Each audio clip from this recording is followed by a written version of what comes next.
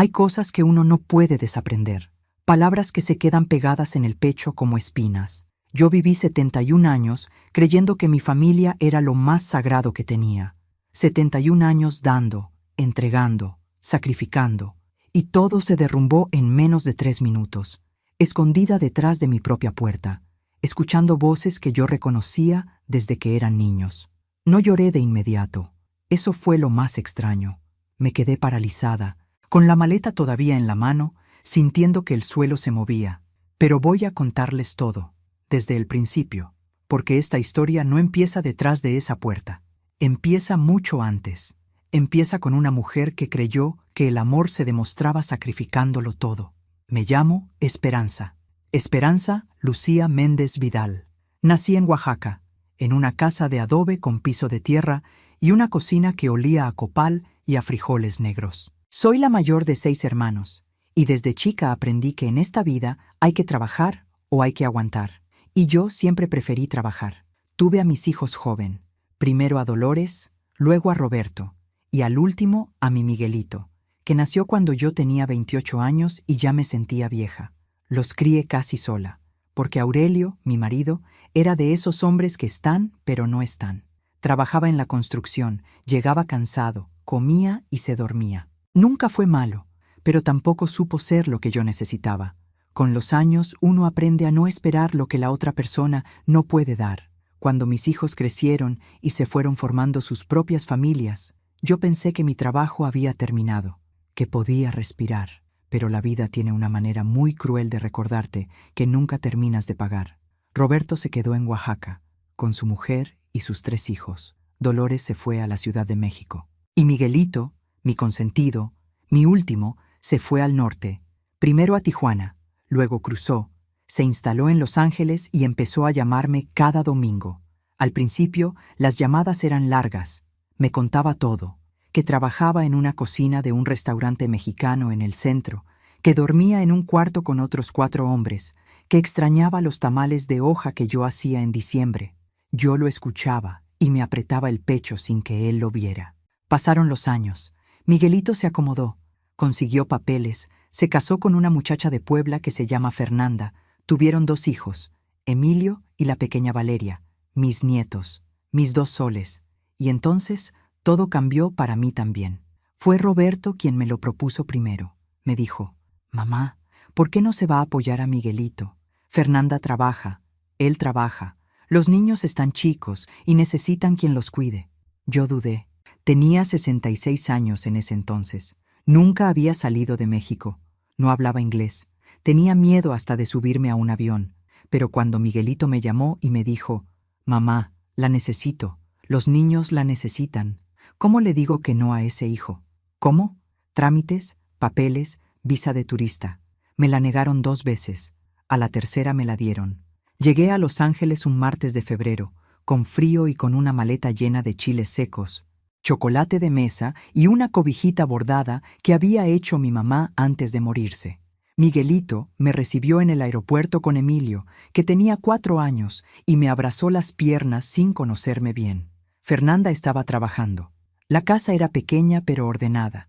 Un departamento en un 2º piso de un edificio gris en un barrio que se llamaba Boyle Heights.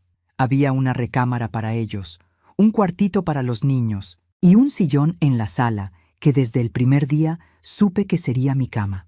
No me quejé, nunca me quejé. Empecé a trabajar desde el primer día. Me levantaba a las 5 de la mañana, preparaba el desayuno, bañaba a los niños, los llevaba al kinder caminando 6 cuadras. Luego limpiaba el departamento, lavaba la ropa a mano porque Fernanda decía que la lavadora le desacomodaba la ropa. Hacía la comida para cuando ellos llegaran, recogía a los niños, les daba la merienda, los bañaba, les leía cuentos en español, aunque Emilio ya prefería el inglés. Fernanda llegaba a las 6 de la tarde. A veces me decía gracias, a veces pasaba directo a su cuarto a cambiarse. Miguelito llegaba después de las 8, agotado, y se sentaba a comer lo que yo había cocinado sin levantarse a ayudarme a recoger. Yo no decía nada. Pensaba: son jóvenes, están cansados, están construyendo su vida. Los meses pasaron y yo me convertí en invisible. No de golpe. Así como el invierno llega sin que uno lo note. Primero el frío, luego el viento, luego ya no recuerdas cómo se sentía el calor. Así pasó conmigo en esa casa. Fernanda empezó a llegar más tarde. A veces yo ya tenía a los niños dormidos y ella llegaba sin comer, se calentaba algo y se iba a la cama sin decirme nada. Miguelito estaba siempre con el teléfono. Hablaban poco entre ellos. Discutían bajito para que yo no oyera. Pero uno aprende a leer los silencios cuando tiene 70 años de vida. Lo que sí me dolía, aunque yo no lo decía, era el dinero. Roberto me llamaba desde Oaxaca con frecuencia. Y siempre terminaba la conversación igual. Mamá, este mes estuvo difícil. ¿Me puede mandar algo? Y yo, ¿qué hacía? Le pedía a Miguelito que me prestara. Miguelito me daba, pero con una cara que yo conocía. La cara de quien da pero no quiere dar. Una vez le mandé 3,000 pesos a Roberto para que pagara la escuela de su hijo mayor. Otra vez le mandé dinero a Dolores porque dijo que el gas se le había cortado. Yo no tenía sueldo. Vivía de lo que Miguelito me daba para mis gastos, que era poco y que yo casi nunca usaba en mí misma. Así pasaron 4 años. 4 años sin dormir en una cama. 4 años sin tener un cuarto propio. 4 años cocinando, limpiando, cuidando niños ajenos que eran también míos. 4 años hablando sola con las paredes de ese departamento gris. Y un día, sin que yo lo planeara, decidí regresar. No fue una decisión dramática, fue más bien un cansancio, como cuando la vela se acaba y simplemente se apaga. Miguelito y Fernanda habían ido a pasar unos días a Las Vegas con unos amigos. Me dejaron con los niños, claro. Y yo estuve esos 4 días sintiéndome más sola que nunca, con 2 niños que me hablaban en inglés y no entendían bien mis cuentos, con un teléfono que solo sonaba cuando alguien necesitaba algo. La última mañana, mientras Emilio desayunaba su cereal y Valeria me pedía que le amarrara los zapatos, me di cuenta de algo. Nadie en esa casa, ni en México, me preguntaba cómo estaba yo. Nadie. Nunca. Les avisé a Miguelito que iba a regresar a Oaxaca a descansar unos días. Me dijo que sí, que bueno, que me iba a extrañar. No preguntó cuándo regresaba. No dijo, mamá, ¿está bien? ¿Necesita algo? Compré mi boleto yo sola. Hice mi maleta en silencio. Y me fui. Pero no avisé la fecha exacta. No sé bien por qué. Quizás porque una parte de mí quería llegar y que me recibieran con sorpresa. Que hubiera alegría. Que me dijeran, mamá, qué bueno que llegó. El vuelo fue largo. Llegué a la Ciudad de México de madrugada. Tomé un autobús a Oaxaca. 7 horas mirando por la ventana campos oscuros, pueblos dormidos, luces lejanas que parecían estrellas caídas. Llegué a Oaxaca al amanecer. Tomé un taxi. Le di la dirección de la casa de Roberto, donde vivía mi hermana Consuelo también, donde guardaba mis cosas, donde creía que era bienvenida. El taxista me dejó en la esquina. Cargué mi maleta hasta la puerta. Antes de tocar, escuché voces adentro. Reconocí la voz de mi nieto mayor, el Rodrigo, el hijo de Roberto, que ya tiene 16 años y tiene voz de hombre. Lo escuché decir algo que me hizo soltar la maleta despacio, sin hacer ruido, y me quedé ahí, sin moverme, sin respirar, escuchando. Me quedé parada detrás de esa puerta, como si mis pies se hubieran pegado al suelo. La mañana apenas estaba comenzando. El cielo de Oaxaca tenía ese color anaranjado que yo tanto había extrañado en Los Ángeles, donde el amanecer parecía siempre gris y apagado. Los pájaros cantaban en el árbol de guayaba que mi mamá había plantado hace más de 40 años y que todavía daba fruto cada temporada. Todo era igual, todo olía igual. El copal de alguna casa vecina, la tierra húmeda, el pan de la panadería de don Eusebio que quedaba a 2 cuadras. Todo igual, menos lo que estaba escuchando. La voz de Rodrigo, mi nieto, el hijo mayor de Roberto, 16 años. Lo había visto crecer desde que era un bebé, que lloraba sin parar y que solo se calmaba cuando yo lo cargaba y le cantaba. Y ahora esa voz, que ya sonaba a hombre, estaba diciendo cosas que yo no quería entender, pero que entendía perfectamente. Ya le dije a mi papá que le marque, que le diga que la abuela ya viene de regreso. Pausa. Silencio corto. Luego otra voz, una que tardé un segundo en reconocer. Era Consuelo, mi hermana menor, la que yo había ayudado a pagar la secundaria, la que yo había cuidado cuando se enfermó de los riñones hace 10 años, la que lloraba cada vez que yo me iba y me decía que me iba a extrañar mucho. Ay, ya. Pues que venga. Nomás hay que organizarse antes de que llegue. ¿Organizarse para qué?, preguntó Rodrigo. Y entonces Consuelo bajó la voz, pero no lo suficiente. Para ver cómo le vamos a pedir. Que aproveche que viene descansada, que traiga algo de dólares. Roberto necesita el dinero para terminar el cuarto de atrás. Lleva meses así y no avanza porque no alcanza. Rodrigo no dijo nada de inmediato. Yo tampoco. Seguía ahí, con la mano levantada a punto de tocar la puerta, con la maleta en el suelo, con el corazón latiendo muy despacio, como si también él estuviera tratando de escuchar bien antes de reaccionar. ¿Y si no trae?, dijo Rodrigo al fin. Pues ha de traer. Allá en el norte siempre juntan. Y si no, pues Roberto le puede pedir prestado a Miguelito directamente. Pero es mejor que venga ella de mensajera. Así no se hace el problema tan grande. Mensajera. Me llamó mensajera. Yo, que limpié pisos ajenos con estas rodillas que ya no dan más. Yo, que dormí 4 años en un sillón para no quitarle espacio a nadie. Yo, que mandé dinero cada vez que me pidieron aunque yo misma no tuviera para comprarme unas medias nuevas. Mensajera. Cerré los ojos, respiré despacio. 1 vez, 2 veces, y entonces escuché algo más. Algo que fue peor que todo lo anterior, porque vino de una voz que no esperaba. Era Roberto, mi hijo Roberto, que había entrado a la cocina sin que yo lo oyera llegar. Su voz es ronca, como la de Aurelio, mi marido ya difunto. Siempre me recordaba a él cuando hablaba. ¿Ya le avisaron a Miguelito que viene? Rodrigo le iba a marcar ahorita, dijo Consuelo. Pues que le diga que nos mande algo también él. Que la jefa anduvo allá cuidándole los hijos 4 años gratis. Lo menos que puede hacer es ayudar con el cuarto. Gratis. 4 años de mi vida. Gratis. 4 años sin dormir en una cama. 4 años sin que nadie me preguntara cómo estaba. 4 años cocinando, barriendo, cargando niños, aguantando el frío de Los Ángeles con una cobijita bordada, porque en esa casa el calefactor era para los cuartos y la sala, donde yo dormía, amanecía helada.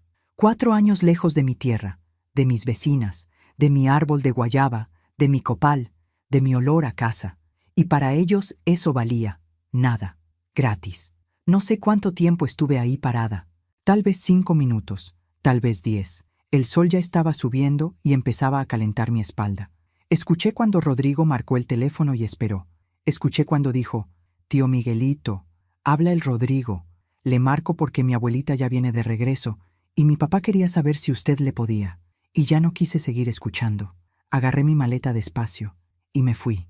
Caminé por la calle sin saber muy bien para dónde iba. Las piernas me llevaban solas, como cuando uno está en un sueño y el cuerpo se mueve pero la mente está en otro lado. Pasé frente a la panadería de don Eusebio. El olor a pan recién horneado me golpeó de lleno y por alguna razón eso fue lo que me quebró. No las palabras de Consuelo, no la voz de Roberto, sino el olor a pan caliente de una panadería de barrio en mi ciudad. Me senté en una banca de la plaza que estaba a media cuadra. Puse la maleta entre mis pies y me puse a llorar. No de esos llantos escandalosos que uno hace cuando es joven y tiene fuerzas para el drama. De esos llantos silenciosos que solo saben hacer los viejos. Lágrimas que caen solas, sin aviso, sin sonido, como goteras. Una señora que barría la banqueta de enfrente me miró. No me dijo nada. Quizás reconoció ese llanto. Quizás ella también lo había llorado alguna vez. Estuve sentada ahí un buen rato. El pueblo fue despertando a mi alrededor. Pasaron niños con mochilas. Pasó un señor con un burro cargado de leña. Pasó una muchacha hablando al teléfono y riendo. La vida siguiendo, indiferente, como siempre. Y yo ahí, con 71 años, con una maleta llena de ropa vieja y unos cuantos dólares que había guardado en el forro de mi bolsa para emergencias, preguntándome qué había hecho mal. Eso fue lo más cruel de ese momento. No el enojo, no el coraje, sino la pregunta: ¿qué hice mal? ¿En qué momento me equivoqué?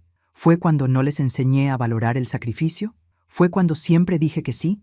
¿Fue cuando nunca pedí nada para mí? Saqué mi teléfono. Tenía 3 mensajes de Rodrigo. «Abuelita, ¿ya llegó? ¿Cómo estuvo el viaje?» Lo leí 2 veces. Qué diferente sonaba ahora ese mensaje. Qué diferente sabía. No contesté. Pensé en llamar a Dolores, mi hija en la Ciudad de México. Pero recordé la última vez que hablamos. Había sido un mes antes. Me llamó para pedirme que si podía ayudarle tantito con el pago de la tarjeta. Le dije que no tenía. Me dijo que bueno, con una frialdad que dolió más que un insulto. Y cortó. No tenía a quién llamar. Me quedé pensando en Aurelio, en mi marido muerto, en lo difícil que fue vivir con él, pero también en lo segura que me sentí siempre de que esa era mi casa, mi lugar, mi tierra. Cuando Aurelio murió yo lloré mucho, pero también, en algún rincón que nunca le dije a nadie, sentí algo parecido a la libertad, y luego me sentí culpable por sentirlo. Ahora entendía que esa libertad había sido una trampa, porque libre y sola son a veces la misma cosa. Agarré la maleta y me puse de pie. Las rodillas tronaron. Me dolía la espalda del viaje. Tenía hambre y sueño y frío, aunque el sol ya estaba alto. Caminé hasta la calle principal y busqué con los ojos un hotel barato. Encontré uno que se llamaba Posada El Descanso, que me pareció una ironía y también una señal. Entré. Una muchacha joven me atendió sin mirarme mucho. Le pagué una noche con mis dólares guardados. Me dio una llave de metal con un llavero de madera tallada. El cuarto era pequeño, con una cama individual, una ventana con vista a un patio con macetas y un baño limpio. Había una cobija doblada al pie de la cama, azul, gruesa. Me senté en la cama, puse las manos sobre mis rodillas, miré la cobija azul y pensé que hacía 4 años que no dormía en una cama de verdad. Me recosté sin quitarme los zapatos. El techo era de madera oscura. Había una grieta en la esquina que parecía un río en un mapa. La miré hasta que mis ojos se cerraron solos. Antes de quedarme dormida, escuché mi propio pensamiento como si fuera la voz de otra persona. Esperanza, ya basta. Ya es suficiente. No supe si era una conclusión o un comienzo. Dormí 5 horas seguidas. Fue el sueño más largo que había tenido en años. Cuando desperté, el cuarto estaba en penumbra. La luz de la tarde entraba por la ventana en un ángulo largo y dorado, de ese que solo existe en Oaxaca a las 5 de la tarde, cuando el sol baja detrás del cerro y todo queda bañado en un color que parece pintado a mano. Yo me quedé mirándolo desde la cama sin moverme, escuchando. El patio de la posada tenía pájaros. Una radio lejana tocaba algo que no reconocí. Alguien en el pasillo hablaba bajito. Me sentí, por un momento extraño y breve, en paz. Luego recordé todo, y la paz se fue. Me senté en la orilla de la cama. Todavía tenía los zapatos puestos. Me los quité despacio, uno por uno, y los puse en el suelo con cuidado, como si hubiera alguien durmiendo que no quería despertar. Miré mis pies. Tenían las venas marcadas, los tobillos un poco hinchados del viaje. Pies de vieja trabajadora. Pies que habían caminado demasiado y descansado demasiado poco. El teléfono seguía en silencio sobre la mesita de noche. Lo agarré. 16 mensajes. 8 de Rodrigo, 4 de Roberto, 2 de Consuelo, 1 de Miguelito, 1 de Dolores. Los leí todos sin contestar ninguno. Rodrigo: abuelita, ¿ya llegó? Estamos esperándola. Abuelita, ¿está bien? Mamá dice que quizás se equivocó de fecha. Abuelita, por favor conteste. Roberto: mamá, ¿dónde está? Rodrigo dice que no contesta. Mamá, nos tiene preocupados. Llámeme cuando pueda. Mamá. Consuelo: Esperanza, ¿llegaste bien? Aquí te esperamos con comida. Oye, ¿estás bien? Ya me preocupé. Miguelito: amá, Rodrigo me dijo que ya llegó. ¿Por qué no contesta? ¿Pasó algo en el vuelo? Dolores: mamá, Roberto me dijo que no has llegado. ¿Todo bien? Los leí 2 veces, 3 veces, buscando entre esas palabras algo que fuera genuino, algo que no tuviera que ver con la preocupación de quien pierde algo que le sirve, buscando una pregunta que fuera solo por mí, por Esperanza, no por el dinero, no por la comodidad, no por el cuarto de atrás que Roberto quería terminar. No encontré nada, o quizás sí estaba y yo ya no podía verlo. Quizás el dolor te cambia el lente con que lees las cosas. No lo sé. Lo que sé es que guardé el teléfono sin contestar y salí del cuarto a buscar algo de comer. La posada tenía un comedor pequeño. Una señora mayor, más o menos de mi edad, servía sopa de guías y tlayudas. Me senté sola en una mesa junto a la ventana. Pedí lo que había. Cuando llegó la sopa, la olí antes de probarla, y algo dentro de mí se aflojó. Ese olor exacto que uno no encuentra en ninguna otra parte del mundo. Calabaza tierna, hierba santa, frijoles. Mi mamá hacía esa sopa. Yo la hacía para mis hijos cuando eran chicos. Comí despacio, sin teléfono, sin prisa, mirando por la ventana la calle que oscurecía poco a poco. La señora que servía se llamaba Remedios. Lo supe porque otra cliente la llamó por su nombre.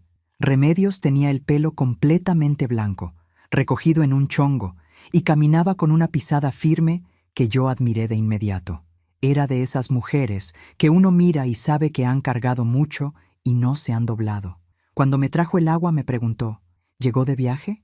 Le dije que sí, que venía del norte. ¿De Estados Unidos? De Los Ángeles. Me miró un momento.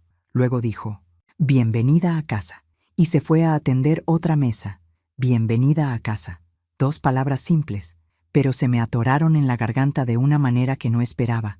Tuve que parpadear rápido para no llorar encima de la sopa. Esa noche, acostada en la cama individual de la posada El Descanso, tomé una decisión. No iba a ir a casa de Roberto. No todavía. Necesitaba pensar. Necesitaba entender qué quería yo, no qué necesitaban ellos. ¿Qué quería yo? Era una pregunta que llevaba décadas sin hacerme. Al día siguiente me levanté temprano.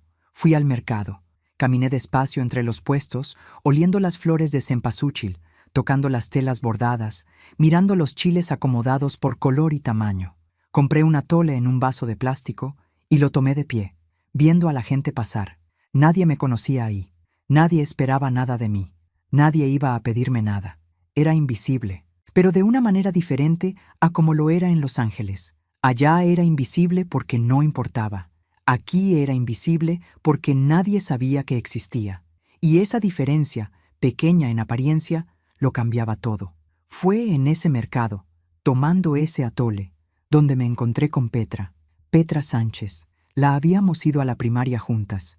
Llevábamos más de 20 años sin vernos. Ella también había envejecido, claro, pero tenía los mismos ojos chispeantes de siempre y la misma manera de hablar rápido y reírse antes de terminar la frase. Me reconoció ella primero. Esperanza. Ay, Esperanza Méndez.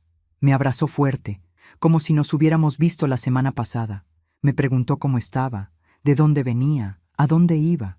Le conté lo básico, que venía de Los Ángeles, que había llegado el día anterior. No le conté lo de la puerta. Todavía no podía contarlo. Pero Petra, sin saber nada, dijo algo que se me quedó grabado. «Oye, ¿y tú qué planes tienes? ¿Te vas a quedar o qué?» Yo me quedé callada un segundo, y me di cuenta de que no tenía respuesta. Nunca me había preguntado qué planes tenía yo. Siempre había tenido los planes de otros, los planes de Roberto, los de Miguelito, los de Fernanda, los de los niños. Mis planes eran los huecos que quedaban entre los planes de todos los demás. «No sé», le dije a Petra, y fue la respuesta más honesta que había dado en años. Petra me invitó a su casa a tomar café. Vivía a unas calles del mercado, en una casita con macetas en la entrada y un perro viejo dormido en el umbral. Me hizo pasar, me sentó en su cocina, me puso enfrente un café negro y un pan de yema, y ahí, sin que yo lo planeara, sin que pudiera evitarlo, le conté todo, todo, desde el principio, los 4 años en Los Ángeles, el sillón, el frío, los niños, Fernanda y sus silencios, Miguelito y su cara de quien da sin querer dar, el dinero mandado a Roberto, el dinero pedido por Dolores, los años acumulados como piedras encima del pecho, y la puerta, lo que escuché detrás de la puerta. Petra me escuchó sin interrumpirme, con las manos envueltas alrededor de su taza, mirándome. Cuando terminé, guardó silencio un momento. Luego dijo, «¿Y tú cuándo fue la última vez que hiciste algo solo para ti, Esperanza?» No supe qué contestar. Me quedé pensando, buscando en la memoria algún momento, alguno, un día, una tarde, una hora que hubiera sido completamente mía. No encontré nada reciente. Tuve que irme muy atrás, hasta los 22 años, cuando fui a una fiesta en el pueblo de al lado y bailé toda la noche con un muchacho que se llamaba Heriberto y que tenía los ojos verdes y sabía bailar la cumbia mejor que nadie. Esa noche había sido mía, casi 50 años atrás. Petra me puso la mano encima de la mía. No dijo nada más. No hacía falta. Me quedé en su casa hasta el mediodía. Luego regresé a la posada. Me senté en la cama con el teléfono en la mano. Roberto había llamado 2 veces. Miguelito también. Tenía un mensaje de voz de consuelo que no abrí. Abrí el de Miguelito. Amá, ya sé que llegó. Rodrigo me dijo que el taxi la dejó cerca de la casa de Roberto y que usted no tocó la puerta y se fue. ¿Qué pasó? ¿Está enojada por algo? Llámeme, por favor. La quiero mucho. La quiero mucho. Escuché esa frase 3 veces. La quiero mucho. ¿Era verdad? ¿Podía ser verdad y al mismo tiempo lo que yo había escuchado detrás de esa puerta también ser verdad? ¿Podían esas dos cosas existir juntas? Esa noche no dormí bien. Me quedé mirando la grieta en el techo, ese río pequeño en la madera, y pensé en todas las grietas que no se ven, las que hay en las familias, las que hay en los amores, las que hay en uno mismo después de años de callarse. Al tercer día en la posada, tomé otra decisión. Iba a hablar, iba a decir todo lo que nunca había dicho, no por coraje, no por venganza, sino porque Petra tenía razón y yo lo sabía desde antes de que ella lo dijera. Si yo no hablaba, nada iba a cambiar, y yo era demasiado vieja ya para seguir esperando que las cosas cambiaran solas. Le marqué a Roberto. Contestó al segundo timbrazo. «Mamá, ¿dónde está? Estamos muy preocupados. ¿Qué pasó?», le dije, con una voz que sorprendió hasta a mí misma de lo tranquila que sonó. «Roberto, necesito que me escuches. Tengo algo que decirte, a ti y a todos». Silencio del otro lado. «Mamá, ¿está bien?». «Voy a estar bien», le dije, «pero primero necesitan escuchar lo que yo escuché». Roberto tardó unos segundos en responder. Podía escuchar su respiración al teléfono. Ese silencio suyo que yo conocía desde que era niño, cuando había hecho algo malo y no sabía cómo empezar a hablar. Era el mismo silencio de cuando tenía 8 años y rompió el espejo del baño jugando con una pelota adentro de la casa. Se quedaba así, quieto, esperando a ver de qué tamaño era el problema antes de decidir cómo enfrentarlo. «¿Qué escuchó, mamá?», dijo al fin. «Todo», le contesté. «Escuché todo». Otro silencio, más largo. «¿Dónde está usted ahorita?», le dije el nombre de la posada. Me dijo que iba para allá. Le dije que no quería verlo todavía, que necesitaba que me escuchara primero por teléfono, antes de que las caras y los gestos y las lágrimas de los demás me hicieran doblarme como siempre me había doblado.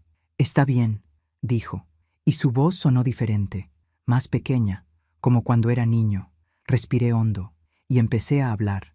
Le conté que había llegado 2 días antes, que había tomado un taxi desde la central, que había caminado hasta su puerta con mi maleta, que antes de tocar escuché voces adentro. Le conté, palabra por palabra, lo que había escuchado, lo de Consuelo, lo de él mismo, lo de Mensajera, lo de Gratis. Mientras hablaba, del otro lado no había ningún sonido, ni una respiración, como si Roberto hubiera dejado de existir. Cuando terminé, esperé. «Mamá, no», lo corté, suave pero firme. «Todavía no, déjame terminar». Y seguí. Le dije lo que nunca le había dicho. Le hablé de los 4 años en Los Ángeles durmiendo en un sillón. Le pregunté si sabía eso, si Miguelito le había contado. Le hablé del frío de las madrugadas en la sala. Le hablé de los domingos cuando Miguelito y Fernanda salían y me dejaban con los niños, sin preguntarme si yo quería quedarme o si tenía ganas de descansar. Le hablé del dinero que le había mandado a él, a Dolores, a veces a Consuelo, sacado de los pocos pesos que Miguelito me daba para mis gastos personales y que yo nunca usaba en mí misma porque siempre había alguien que necesitaba más. Le hablé de todos los cumpleaños que pasé lejos, de todos los días de muertos sin poner ofrenda, de todas las noches que soñé con el olor de mi casa y desperté en ese sillón con el cuello torcido y las manos frías. Le hablé de lo que sentí cuando escuché la palabra mensajera. Cuando terminé, esta vez sí guardé silencio yo, y esperé. Roberto tardó tanto en hablar que por un momento pensé que había cortado la llamada, pero no. Cuando habló, su voz era irreconocible, ronca, quebrada, como ropa vieja que se rasga. «Mamá, yo no tengo cómo pedirle perdón por eso». No dije nada. Lo que dije estuvo muy mal, lo de Consuelo también. Yo sé que usted se ha partido el lomo toda su vida por nosotros y yo no debí hablar así. No tiene excusa. Seguí callada.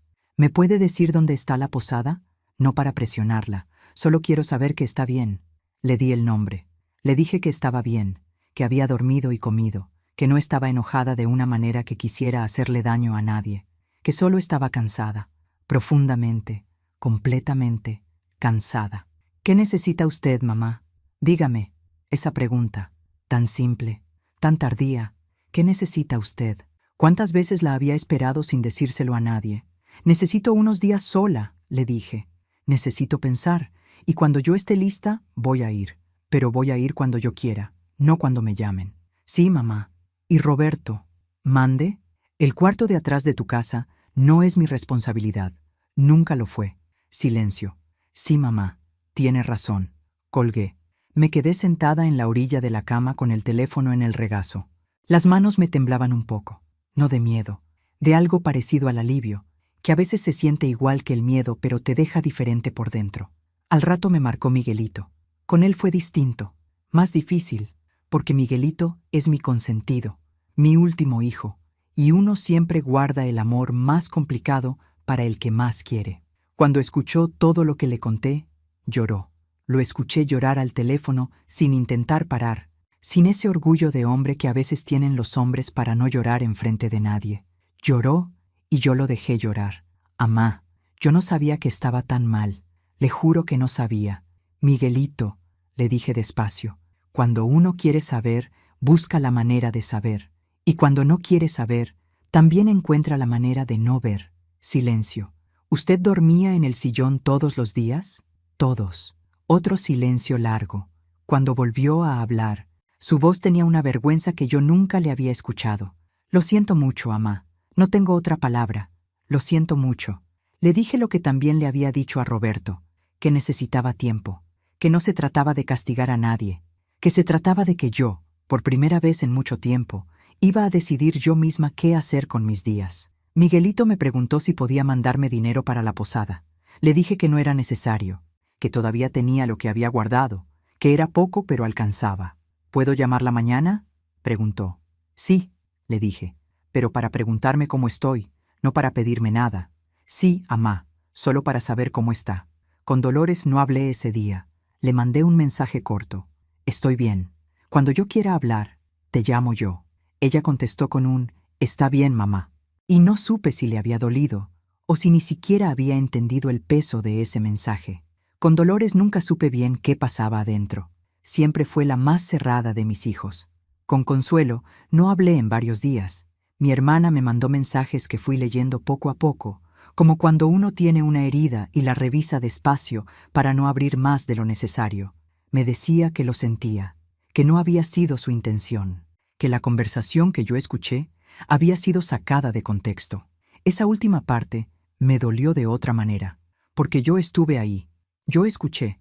No hubo contexto que cambiara lo que se dijo. Le contesté solo una cosa. Consuelo, yo te quiero, pero el cariño no borra lo que se dice cuando uno cree que nadie escucha. Eso es lo que sale de verdad. No me respondió ese día. Pasé 4 días más en la posada El Descanso. Me volví cliente fija del comedor de Remedios. Tomaba mi café en la mañana, comía mi sopa al mediodía y en las tardes salía a caminar por el centro, por los parques, por las calles empedradas que conocía de memoria, pero que sentía nuevas, porque las estaba mirando con ojos diferentes. Ojos de alguien que había estado lejos y que volvía, no como la misma, sino como una versión más cansada y también más honesta. Un día entré a una iglesia. No soy muy de rezar, nunca lo fui, pero me senté en una banca del fondo y me quedé quieta un buen rato, mirando las velas, el humo del incienso, la imagen de la Virgen con su manto azul. No pedí nada, no recé nada en palabras, solo estuve ahí, siendo, respirando, existiendo sin que nadie me necesitara por un momento. Fue en esa iglesia donde tomé la decisión final. No iba a regresar a Los Ángeles, no todavía, quizás nunca, eso lo decidiría después. Pero lo que sí sabía con una claridad que no había sentido en años era que no iba a volver a vivir para otros mientras me olvidaba de mí misma, que mis rodillas, mis espaldas, mis manos, mis años me pertenecían a mí, que si algún día volvía a dar, sería porque yo quería dar, no porque me lo arrancaran poco a poco sin que yo dijera nada. Al 7º día fui a casa de Roberto. Llegué a mediodía, sin avisar. Toqué la puerta esta vez. Roberto abrió. Tenía los ojos hinchados de quien no ha dormido bien. Me miró como si no supiera qué hacer con las manos. Al final abrió los brazos despacio, como preguntando. Yo entré al abrazo. Lo dejé abrazarme. No lloré. Él sí. Consuelo estaba adentro. Cuando me vio se le fue el color de la cara. Me miró sin saber qué decir. Yo la miré también. Luego me senté a la mesa y le dije, siéntate, Consuelo. Vamos a hablar. Y hablamos. Hablamos de verdad, de esas conversaciones que duelen pero que limpian, que dejan el aire más respirable aunque mientras las tienes sientas que no puedes respirar. No todo quedó resuelto ese día. Estas cosas no se resuelven en un día.